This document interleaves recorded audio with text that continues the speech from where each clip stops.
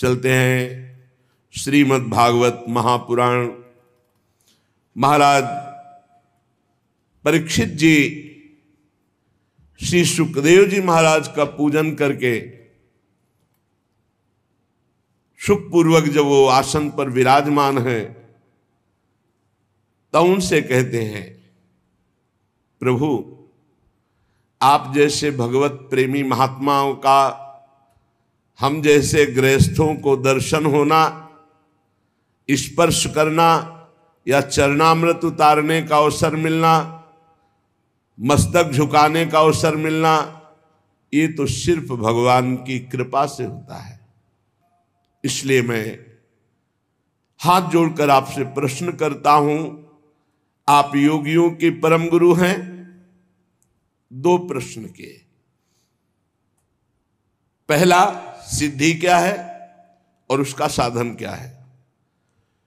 दूसरा, मरणासन्न पुरुष का जो अभी निश्चित हो चुका है मरना, उसको क्या करना चाहिए। श्री सुखदेव जी ने कहा, राजन तुम्हारा लोकहित के लिए किया हुआ यह प्रश्न बहुत ही उत्तम है।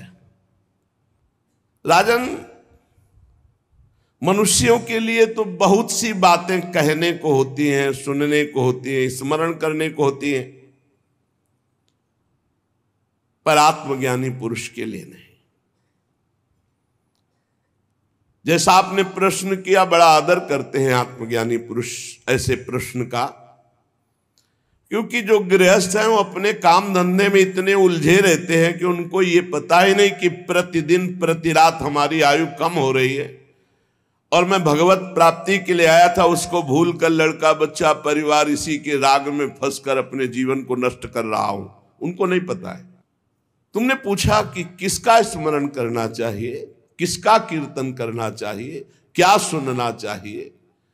जिसे भगवान का अभय पद परम सुख प्राप्त करना है, जहां किंचन मात्र भी दुख नहीं है, उसे चाहिए सर्वात्मा सर्वशक्तिमान भगवान श्री हरि श्री कृष्ण की लीलाओं का श्रवण करे, नाम का कीर्तन करे, नाम का जप करे और उन्हीं का स्मरण करे।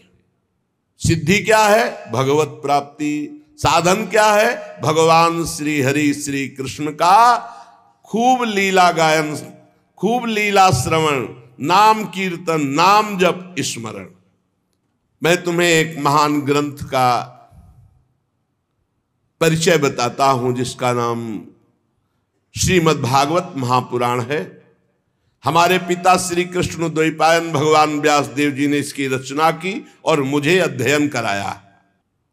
जो इस लीला कथा के प्रति थोड़ी भी श्रद्धा रखेगा, श्री सुखदेव जी के वचन, उसकी चित्तवृत्ति शुद्ध हो जाएगी और भगवान श्री कृष्ण के चरणों में अनन्य प्रेम होगा और बहुत शीघ्र वो इस माया मोह से मुक्त हो जाएगा। जो लोग इस लोक या परलोक की किसी भी भोग की इच्छा रखते हैं, उनकी समस्त कामनाएं पूर्ण हो जाएंगी ये महापुराण सुनने से। धैर्य के साथ घर से निकलकर तीर्थ या भगवत धामों का आश्रय लें और वहां एकांत में भगवान का नाम जप या प्रणव गुरु प्रदत्त आ उ मा, इंद्रियों को सब जगह से हटा ले, बुद्धि को हटा ले। किसके बल से? नाम जप के बल से। और विचार करे कि जैसे हमने पहले बहुत शरीर छोड़े, ऐसे अब इस शरीर छोड़ने का समय आ रहा है। मुझे बिल्कुल विचलित नहीं होना, मेरा कोई नहीं भगवान के सिवा। अब वो भगवान के चिंतन में डूबे और भगवान का ध्यान करे। भगवान के ध्यान करते करते जब वो भगवान में तन्मय हो जाता है, वो आनंद से युक्त हुआ, सोई तमोगुण रजोगुण सतोगुण तीनों क्षीण हो गए और वो भगवान के परम पद को प्राप्त हो जाता। पर बड़ा कठिन है, जीवन में अभ्यास नहीं किया तो ये नहीं कर पाओगे, बिल्कुल नहीं कर पाओगे। परीक्षित जी ने पूछा कि आपने जिस धारणा की बात बताई, धारणा से ही तो ध्यान होता है। जो आपने कहा कि बहुत जल्दी परम पद प्राप्त हो जाता है, तो उसका स्वरूप क्या है? श्री सुखदेव जी ने कहा, बहुत ध्यान देने योग्य बात, परीक्षित ये धारणा वही कर सकता है जो आसन जीत चुका है। ले आसन जीत चुका है, 3 घंटे बिना किसी भी तरह के हिले डुले सिद्धासन या पद्मासन में बिल्कुल मूर्तिवत, उसे कहते हैं आसन विजयी। फिर श्वास विजयी, फिर आसक्ति विजयी, न शरीर में आसक्ति न परिवार में आसक्ति, फिर इंद्रिय विजयी। तब बुद्धि के द्वारा वो धारणा बनती भगवान के ध्यान की। जल, अग्नि, वायु, आकाश, अहंकार, महातत्व और प्रकृति, ये 7 आवरणों से घिरा हुआ भगवान का ब्रह्मांड शरीर है, विराट रूप। जो भगवान का विराट रूप है, तलवे में पाताल लोक, तलवे से पाताल प्रकट हुआ। उनकी एड़ियां और पंजे रसातल लोक, गुल्फ एड़ी के ऊपर की जो जगह है उससे महातल, ये नीचे है पृथ्वी के, और पैर के पिंडे तलातल। विश्वमूर्ति भगवान के दोनों घुटने सुतल लोग, जांघें वितल, 2 जांघें इसलिए वितल और अतल, पेंडु भूतल, और उनके नाभि रूप, ये जो भूतल है ये पेंडु, नाभि रूप आकाश, नाभि से आकाश, छाती से स्वर्गलोक, गले से महरलोक, मुख से जनलोक, ललाट में तपोलोक, शास्त्र सिर वाले भगवान के मस्तक पर ब्रह्मलोक विराजमान। विराट भगवान इतने बड़े हैं, उन्हीं से सारे लोग घिरे हुए। जितने भी इंद्रादि देवता वो सब भुजा में, जितनी भी दिशाएं वो सब कान से, जितने भी शब्द वो सब श्रवणेंद्री से, अश्वनी कुमार नासिका के छिद्र से, गंध घ्राणेंद्री और धधकती हुई अग्नि की ज्वाला भगवान के मुख से, भगवान के नेत्र से अंतरिक्ष और नेत्र से ही सूर्य और देखने की शक्ति ये प्रकट हुई। दोनों पलके खुलना और बंद होना, निमिष, इसी से सृष्टि का लय और रचना होती है, इसी से रात और दिन का विभाग प्रकट हुआ। भ्रू विलास मात्र से ये सब रचना होती है और नष्ट हो जाती है। भ्रकुटी विलास सृष्टि लय होई। भगवान के तालु से जल का प्रादुर्भाव और रस का प्रादुर्भाव हुआ, और वेदों को भगवान की श्वासों से प्रादुर्भाव, जाकी श्वास वेद श्रुति चारी। यमराज का प्रादुर्भाव भगवान की दाढ़ों से हुआ। सब प्रकार की आसक्ति दांत से प्रकट हुई, और जगन मोहिनी माया का प्रादुर्भाव मुस्कान से हुआ, और ये अनंत सृष्टि एक कटाक्ष से प्रकट हुई विराट भगवान के। ऊपर के ओठ से लज्जा, नीचे के ओठ से लोभ, छाती से धर्म, पीठ से अधर्म भगवान के प्रकट हुआ। प्रजापति जनेन्द्री से प्रकट हुए, मित्रावरुण भी वहीं से, समुद्र भगवान की कोख से, बड़े बड़े पर्वत भगवान की अस्थियों से, विराट पुरुष की नाड़ियों से नदियां, रोम से वृक्ष, जितने वृक्ष सब कुछ विराट भगवान ही बने हुए। प्रबल वायु भगवान के श्वास खींचने और छोड़ने से, भगवान की चाल ही से काल प्रकट हुआ, इसलिए उनकी चाल कोई जान नहीं सकता। भगवान की चाल से ही गुण प्रकट होकर चक्कर लगा रहे, सतोगुण रजोगुण तमोगुण, और चाल चलने से ही कर्म का प्रादुर्भाव हुआ। भगवान के केश से बादलों का प्रादुर्भाव हुआ, भगवान के वस्त्र से संध्या का प्रादुर्भाव हुआ। महात्माओं ने मूल प्रकृति को भगवान के हृदय से प्रकट हुआ बताया। मूल प्रकृति ब्रह्म और मूल प्रकृति, फिर त्रिगुणात्मिका प्रकृति, फिर महातत्व, फिर अहंकार, जिससे सृष्टि प्रकट होती वो मूल प्रकृति भगवान के हृदय से प्रकट हुई। सब विकारों का खजाना मन, सब विकारों का खजाना मन भगवान से प्रकट हुआ। उसी से चंद्रमा प्रकट हुआ। भगवान के चित्त से महातत्व का प्रादुर्भाव हुआ। भगवान के अहंकार से रुद्र भगवान का प्रादुर्भाव हुआ। भगवान के नखों से घोड़े, खच्चर, ऊंट, हाथी, इनका प्रादुर्भाव हुआ। वन में रहने वाले मृग, पशु, जितने भी पक्षी, जितने भी, ये सब कटि प्रदेश से प्रकट हुए। तरह तरह के पक्षी, उनकी अद्भुत रचना कौशल, ये सब कटि प्रदेश से। भगवान की बुद्धि से स्वयंभू मनु प्रकट हुए और मनु की संतान मनुष्य, उनके निवास स्थान बने। गंधर्व, विद्याधर, चारण, अप्सराएं, षडज, समस्त स्वर, समस्त गीत, स्मृति, दैत्य, ये सब भगवान के वीर से प्रकट हुए। सप्तम धातु भगवान का ये विराट स्वरूप है। सब कुछ भगवान ही बने हुए हैं। परीक्षित, मैंने तुम्हें भगवान के विराट स्वरूप का वर्णन किया। श्री सुखदेव जी ने कहा, सुनो परीक्षित,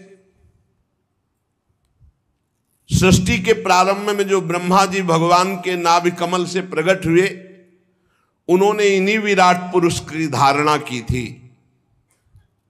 तब उनको स्मृति प्राप्त हुई थी, जो प्रलय काल में विलुप्त हो जाती है। परीक्षित, जब जमीन में सोने से काम चल सकता है तो पलंग के लिए क्यों प्रयास करें? भजन करो, काहे को? जब भुजा भगवान ने दी है, उससे तकिया का काम चल जाता है, तो तकिया लाने की आवश्यकता क्या है? भजन के लिए जन्म हुआ, भजन के लिए। परीक्षित, कोई कोई साधक अपने शरीर के भीतर हृदयाकाश में विराजमान भगवान के प्रादेश मात्र स्वरूप की धारणा करते कि मेरे हृदय में भगवान विराजमान है, और हृदय में भगवान का ध्यान करते हैं। एकाग्र चित्त से जब खूब नाम जप किया जाता है तो ध्यान की योग्यता प्राप्त होने लगती है। परीक्षित, और एक जब योगी पुरुष अपने शरीर को छोड़ना चाहे, योगी जिसने योग किया है, अष्टांग योग, तो किसी देश काल में मन न लगाते हुए सुखपूर्वक आसन पर बैठ जाए, प्राणों को जीत ले, इंद्रियों को संयम में करे और बुद्धि से मन को नियमित करके मन के साथ बुद्धि को क्षेत्रज्ञ में, क्षेत्रज्ञ को आत्मा में, आत्मा को परमात्मा में लीन कर दिया। अब उसके लिए कोई कर्तव्य शेष नहीं रहा, वो जीवन मुक्त महापुरुष हो गया। यही परम पद है। एक भगवान के नाम जप करते हुए ध्यान में स्थित हुआ, और एक जो है योगी इस तरह से परमात्मा में स्थित हुआ। अब एक है ज्ञान दृष्टि। ज्ञान दृष्टि बल से जिसकी सब चित्त वासना नष्ट हो चुकी है, वो ब्रह्मनिष्ठ अपने को परमात्मा स्वरूप देखता है। वो जब शरीर त्याग करता है तो कैसे? एड़ी से अपनी गुदा को दबाकर, गुदा द्वारा बिना घबराहट के प्राणवायु को षटचक्र भेदन करता है। वो योगी का शरीर वायु की भांति सूक्ष्म हो जाता है। वो उपासना, तपस्या, योग, ज्ञान का सेवन करने वाला त्रिलोकी के बाहर भीतर कहीं भी घूम सकता है, पास मिल जाता है उसको। जहां चाहे, देवलोक, ब्रह्मलोक, तपलोक, महारलोक, रसातल, तलातल, पाताल, जहां चाहे। परीक्षित, तुमने जो मुझसे पूछा था कि मरते समय बुद्धिमान मनुष्य को क्या करना चाहिए, तो तुम्हें उत्तर दे दिया। सद्यो मुक्ति, क्रम मुक्ति, भगवत भाव से भगवत प्राप्ति। और देखो, अगर भगवत प्राप्ति ना करना चाहे और कोई इच्छा करना चाहे तो मैं उपाय बताता हूं।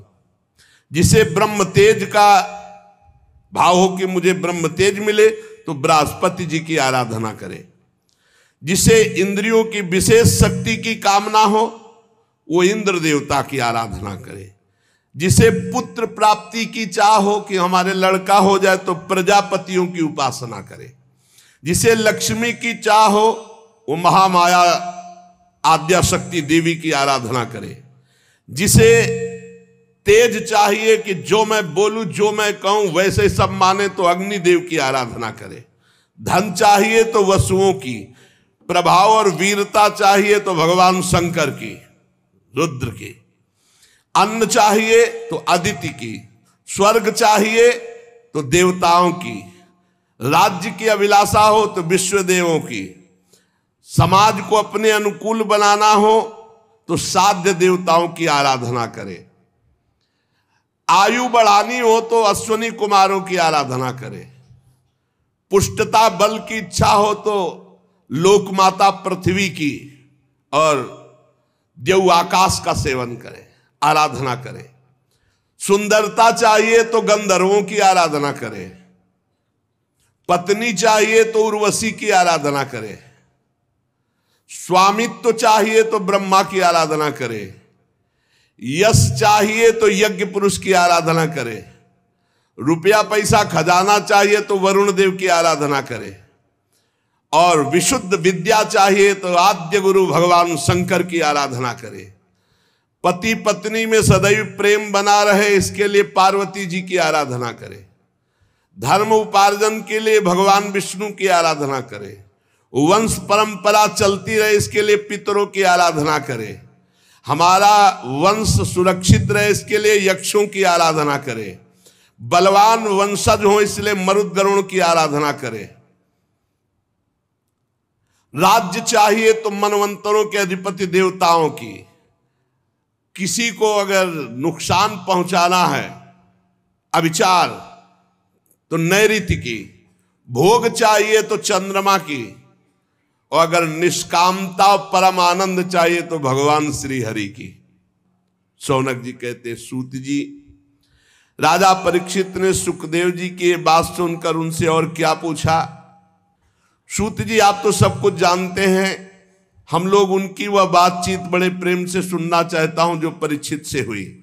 शौनकादि ऋषि महामनस्वी परीक्षित ने अपनी मृत्यु का निश्चित समय जान लिया था, इसलिए उन्होंने धर्म अर्थ और काम तीन का त्याग कर दिया और सन्यास ले लिया। भगवान श्री कृष्ण में सुदृढ़ आत्मभाव प्राप्त हो इसलिए भगवान श्री कृष्ण की महिमा सुनने के लिए श्री सुखदेव जी से यही प्रश्न किया जो आप लोग मुझसे पूछ रहे हैं। परीक्षित जी ने पूछा, भगवत स्वरूप मुनिवर, आप परम पवित्र और सर्वज्ञ हैं। आपने जो कुछ कहा वो सत्य एवं उचित है। आप ज्यों ज्यों भगवान की महिमा सुनाते जा रहे हैं त्यों त्यों मेरे हृदय में अज्ञान का पर्दा फटता जा रहा है। मैं आपसे जानना चाहता हूं कि भगवान ने सृष्टि कैसे की। श्री सूत जी कहते हैं, राजा परीक्षित ने भगवान के गुणों का वर्णन करने के लिए जब ऐसा प्रश्न किया, अब देखो, अब ध्यान आया कि भगवान का मंगलाचरण करना चाहिए। सारे उत्तर पीछे ही देती है। अब श्री सुखदेव जी को ओहो, उन पुरुषोत्तम भगवान के चरण कमलों में मेरे कोटि कोटि प्रणाम, जिनका कीर्तन, जिनका स्मरण, जिनका दर्शन, बंदन, श्रवण और पूजन तत्काल पापों को नष्ट करके भगवत प्राप्ति करा देता है। उन पुण्य कीर्ति भगवान श्री कृष्ण को बार बार नमस्कार है। विवेकी पुरुष जिनके चरण कमलों की शरण लेकर हृदय से लोक परलोक की आसक्ति का त्याग कर देते हैं, बिना किसी परिश्रम के भगवत पद प्राप्त करते हैं, उन मंगलमय कीर्ति वाले भगवान श्री कृष्ण को अनेकों बार नमस्कार है, नमस्कार है। ध्यान दीजिए, बड़े बड़े तपस्वी, दानी, यशस्वी, मनस्वी, सदाचारी, मंत्रवेत्ता जब तक अपनी साधनाओं को और अपने आप को भगवान के चरणों में समर्पित नहीं कर देते तब तक भगवत प्राप्ति नहीं होती है। जिनके प्रति आत्मसमर्पण की ऐसी महिमा है, उन कल्याणमयी कीर्ति वाले भगवान श्री कृष्ण को मैं बार बार नमस्कार करता हूं। भगवान ही पंचभूत बने, भगवान ही पंचभूतों से निर्मित शरीर बने, भगवान ही इसमें जीव रूप से विराजमान है, भगवान ही 5 ज्ञानेंद्री, 5 कर्मेंद्री, 5 प्राण, 1 मन, इन 16 कलाओं से युक्त होकर इसमें विराजमान है। भगवान ही भगवान, यही बोध होता है। सर्वभूतमय भगवान मेरी वाणी को अपने गुणों से अलंकृत कर दे। संत पुरुष जिनके मुख कमल से मकरंद से समान झरती हुई ज्ञानमयी सुधा का पान करते हैं, वासुदेव अवतार सर्वज्ञ भगवान श्री कृष्ण द्वैपायन व्यास देव जी के चरणों में मेरा बारंबार नमस्कार। ये मंगल श्री सुखदेव जी ने किया। बीच में यही है परमहंसों की स्थिति। सबसे पहले प्रश्न का उत्तर दिया, फिर आराध्य देव भगवान श्री कृष्ण की वंदना, फिर गुरु श्री कृष्ण द्वैपायन भगवान व्यास देव जी जिन्होंने भागवत की रचना करके उपदेश किया, उनको नमस्कार किया। परीक्षित सुनो, वेद गर्भ स्वयंभू भगवान ब्रह्मा से नारद जी ने यही प्रश्न किया था कि आपने सृष्टि कैसे प्रकट की, जिसका स्वयं भगवान नारायण ने उपदेश किया था, वही मैं तुमसे कह रहा हूं। ध्यान से सुनो। नारद जी ने जो प्रश्न किया और भगवान ने जो उत्तर दिया वो आगे चर्चा करेंगे। श्री राधा वल्लभ लाल की जय।